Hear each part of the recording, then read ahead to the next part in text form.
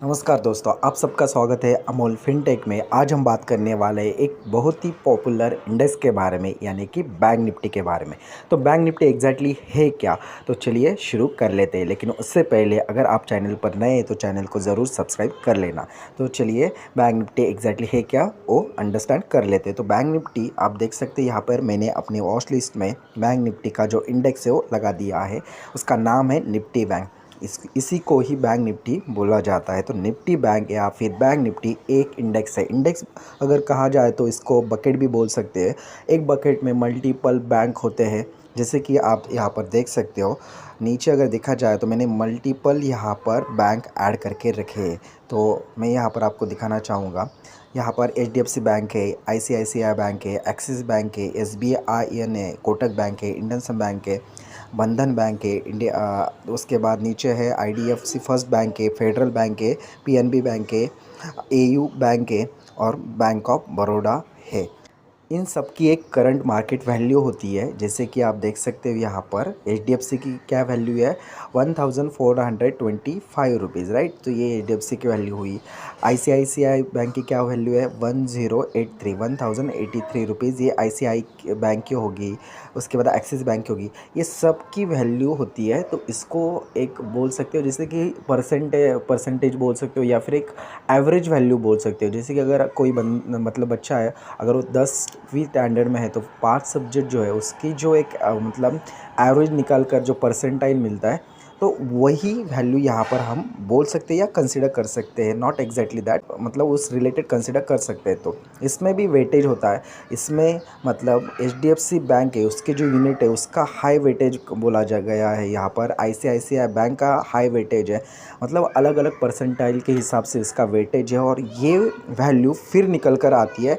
और ये बस इतनी मतलब इसी यहाँ पर जो भी बैंक है इस पे ही डिपेंडेंट नहीं है, तो इसके ऑप्शन पे भी डिपेंडेंट है। मतलब जैसे कि future FNO, future and option, इस पे भी डिपेंडेंट है। मतलब जो बैंक निफ्टी का फ्यूचर है, जैसे कि 3 एक्सपायरी होती है, near expiry, mid expiry and far expiry. मतलब बैंक निफ्टी फ्यूचर अभी जो जैसे कि अभी चल रहा है मार्च, तो बैंक निफ्टी फ्यूचर मार्च, बैंक निफ्टी फ्यूचर अप्रैल, बैंक निफ्टी फ्यूचर और उसके बाद मई, ये 3 एक्सपायरी होती है। उसके बेसिस उसके भी मतलब यहाँ पर उसका भी कुछ पार्ट रहता है। उसके बाद ऑप्शन जो है, मतलब जो भी ऑप्शन में मूवमेंट है उसका भी पार्ट रहता है। सबको मिलाकर एक बैक एंड पे, मतलब जो शेयर मार्केट है, एक्सचेंज है, वहाँ पर क्या क्या कैलकुलेशन करके रखा है, और उस कैलकुलेशन के हिसाब से हमें बैंक निफ्टी इंडेक्स की ये वैल्यू मिलती है। जैसे कि अभी सामने है अपने 46,620 पैसे रुपीज़, राइट। तो इतना वैल्यू जो निकल कर आती है, ये सब बैंक का मिलाकर,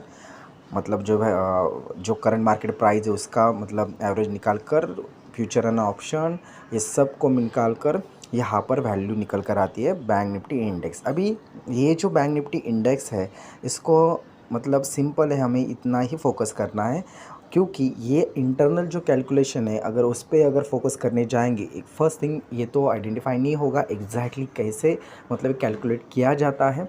लेकिन इसमें जो हाई वेटेज स्टॉक है, ये 2 स्टॉक हाई वेटेज है। एक है HDFC बैंक एंड सेकंड है ICICI बैंक। जैसे कि मैं एक मोटा मोटा आपको एग्जांपल में बता दूं, अगर 4 बैंक है, जैसे कि आपके सामने अभी यहाँ पर मल्टीपल बैंक है, टोटल 12 बैंक का ये बैंक निफ्टी इंडेक्स बनता है। 12 बैंक मिलाकर, मतलब 12 बैंक मिलाकर ये बैंक निफ्टी इंडेक्स बनता है यहाँ पर। लेकिन अगर यहाँ पर देखोगे, एक एग्जाम्पल के तौर पे मैं आपको यहाँ पर बताना चाहूँगा कि यहाँ पर जो बैंक HDFC बैंक है, ICICI बैंक है, एक्सिस बैंक है, SBI बैंक है एंड कोटक बैंक है, ये 5 बैंक को हम कंसिडर कर लेते हैं। तो इस केस में एग्जाम्पल में मैं बता रहा हूँ, जैसे कि 30% इसका है, 30% ICICI बैंक का है, उसके बाद ये हो गए 20% इसका है, इसके बाद 10% इसका, और इंडसइंड बैंक का ये।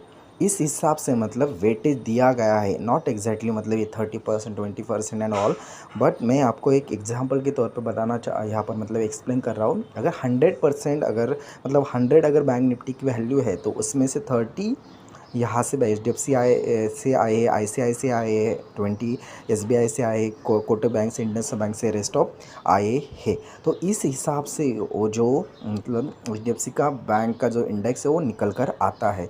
यहाँ पर जो परसेंटेज मैंने आपको बताया एक एग्जांपल के तौर पर बताया था। डिटेल अगर वीडियो चाहिए तो इस पे मुझे आप कमेंट कर देना, मैं डिटेल वीडियो HDFC का बैंक का कितना परसेंटेज है, ICICI बैंक का कितना है, ये सब आपको निकाल कर नेक्स्ट वीडियो में लेके आऊँगा। अगर आप कमेंट करते हो तो नेक्स्ट वीडियो हम उस पर भी बना लेंगे। तो ये है मतलब बैंक निफ्टी इंडेक्स। और इसमें अभी क्या होता है, ये तो इंडेक्स बन गया, लेकिन इस इंडेक्स पे हम डायरेक्टली काम नहीं कर सकते। यानी कि आप अगर बोलते हो मुझे बैंक निफ्टी ख़रीदना है, तो यानी कि ये जो इंडेक्स है इसको आप नहीं खरीद सकते। तो क्या खरीद सकते हैं इस इंडेक्स का?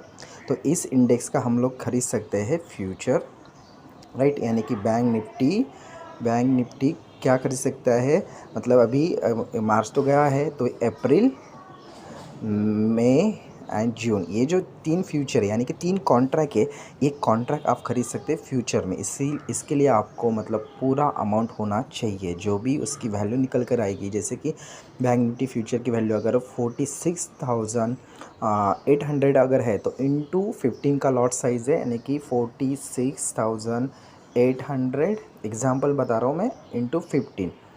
ये जो निकल कर आएगी वैल्यू, अगर आपको एक फ्यूचर परचेस करना है तो इतनी आपको ये पास अमाउंट होना चाहिए, राइट। सेम यहाँ पर हम इसको फ्यूचर को बाय भी कर सकते हैं और सेल भी कर सकते हैं, अपने अपने हिसाब से यहाँ पर वर्कआउट होता है। इसे कहते हैं लॉन्ग, इसे कहते हैं शॉर्ट, राइट। तो उस हिसाब से भी वर्कआउट कर सकते हैं। सेकंड चीज़ जो निकल कर आती है वो है ऑप्शन। यानी कि आप देख सकते हो नीचे मैंने कुछ ऑप्शन यहाँ पर लगा कर रखे हैं, तो ये ऑप्शन को हम परचेस कर सकते हैं। जैसे कि CA, PA, इसको भी डिटेल में अगर चाहिए तो आप कमेंट कर देना, मैं इसको भी CP, इन द मनी क्या होता है, एट द मनी क्या होता है, आउट ऑफ द मनी क्या होता है, C के केस में क्या होता है, P के केस में क्या होता है, ये थोड़ा सा कन्फ्यूजिंग है, लेकिन मैं आपको यहाँ पर एक्सप्लेन कर दूँगा। अगर आपको ज़रूरत है तो कमेंट बॉक्स में ज़रूर कमेंट कर लेना। तो ये सभी अलग अलग इसकी क्या होती है, मतलब स्ट्राइक प्राइस रहती है। जैसे कि एक स्ट्राइक प्राइस हो गई 46,600, उसके बाद 46,700, ये 46,500 CP के हिसाब से वो स्ट्राइक प्राइस यहाँ पर मेंशन है। तो इस पे काम किया जाता है, यानी कि बैंक निफ्टी में एग्जैक्टली किस पे काम किया जाता है, ये ऑप्शन पे और सेकंड फ्यूचर पे। मतलब अगर कोई बोलता है कि मैंने बैंक निफ्टी में इतना पैसा बनाया, तो बैंक निफ्टी में वो डायरेक्टली ये वाले इंडेक्स का, इस इंडेक्स पे नहीं बनाता, उसके बेसिस पे जो फ्यूचर है, जैसे कि हमने डिस्कस कर लिया 3 फ्यूचर है, और जो ऑप्शंस है उसमें वो पैसे लगाकर पैसे बनाते हैं, ना कि ये डायरेक्ट इंडेक्स में। लेकिन हाँ, ये जो इंडेक्स है इसी को ही एनालिसिस करके वो वहाँ पर पैसे बनाते हैं, राइट। और इसमें लॉस भी होता है, प्रॉफिट भी होता है, तो उस हिसाब से वो अपने अपने पैसे एंड लॉस बनाते रहे है। तो ये था पूरा बैंक निफ्टी का वीडियो। ये वीडियो टोटली एजुकेशन पर्पस के हिसाब से बनाया है। अगर कुछ भी आपको बैंक निफ्टी में काम करना है तो अपने अपने जो एडवाइज़र है, फाइनेंशियल एडवाइज़र है या फिर जो भी है, उनसे आप बात करके ही आगे काम कर सकते हैं। अगर ये वीडियो थोड़ा भी आपको इन्फॉर्मेटिव लगा हो तो वीडियो को ज़रूर लाइक कर देना और चैनल को भी ज़रूर सब्सक्राइब कर देना। मिलते हैं नेक्स्ट वीडियो में, तब तक के लिए जय हिंद, गुड बाय।